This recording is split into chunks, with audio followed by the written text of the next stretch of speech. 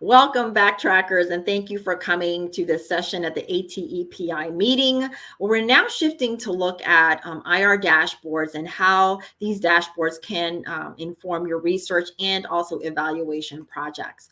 I'm going to share now our backtracking CTE pathways dashboard that we've used for our study, and kind of start with sharing with you the power of the cohort, the importance of looking at all aspects of the cohort to understand, what's happening, the characteristics, what's happening in terms of factors and variables before we start making any specific recommendations.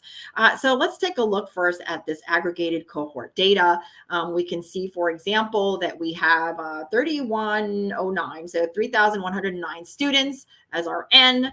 We have, a pretty well split composition and gender, also as it relates to race and ethnicity, with white comprising about 45% of students. Next would be Black students, and then 15% Hispanic, etc.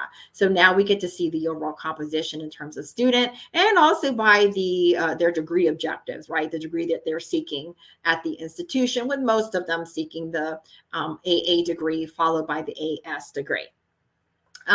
And similarly, this is, extremely important not only for process evaluation, to look at county data, where the students are coming from. So we want to look at recruitment and geographical locations and where the students are coming from, et cetera. This is also important. And we've even got some of those students who are out of state and where they're coming from. I know that where we're very close to the borderline between Florida and Georgia. So it's important to see some who might be crossing over to come over to Tallahassee Community Colleges, which is where this particular project is based. And so we have some process evaluation data, but we also have some outcomes evaluation data, and we can look at graduation status, for example, in terms of, let's see, 33% of students are getting their degree, and this is within a 4-year period, right? We were looking at that 200% graduation rate as opposed to just 2, and that gives them a little more time to study, students, and kind of see how those pathways indeed unfold.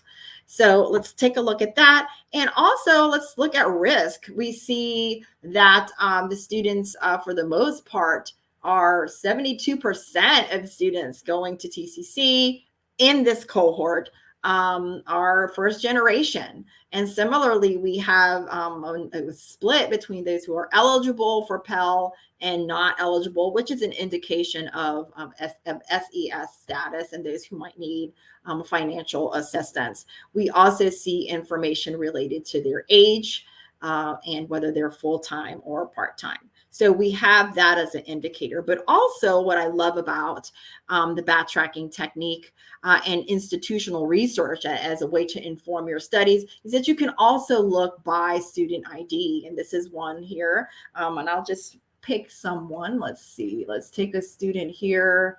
001 might be an example. We have a male from Wakulla who's white, getting their AA or his AA degree. Yes, he's first generation, ineligible for Pell, etc. And this is what we use to inform our interviews. So before we meet with a student, we will already know whether, their demographic information, etc. And we'll go beyond that. So let's go to academic performance.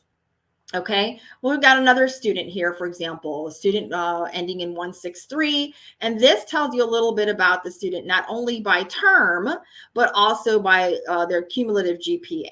So here we see that something's been happening with this student where their GPA has gone down slightly and then moved up a little bit. You can see that similarly happening with the cum GPA.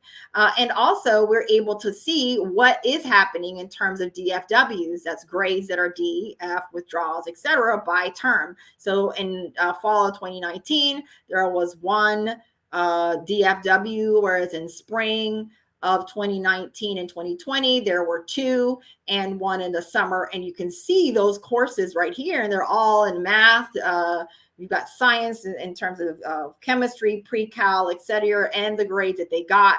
No, the student hasn't graduated, and this gives us an opportunity to find out a little bit more about the student. And finally, we can find out information in terms of their transcripts and grades and that kind of thing overall. So I hope this has been informative. Certainly, there is so much that we can look at in terms of backtracking and the use of IR, and we hope that we're able to explore this even more as we continue on with the presentation. Thank you.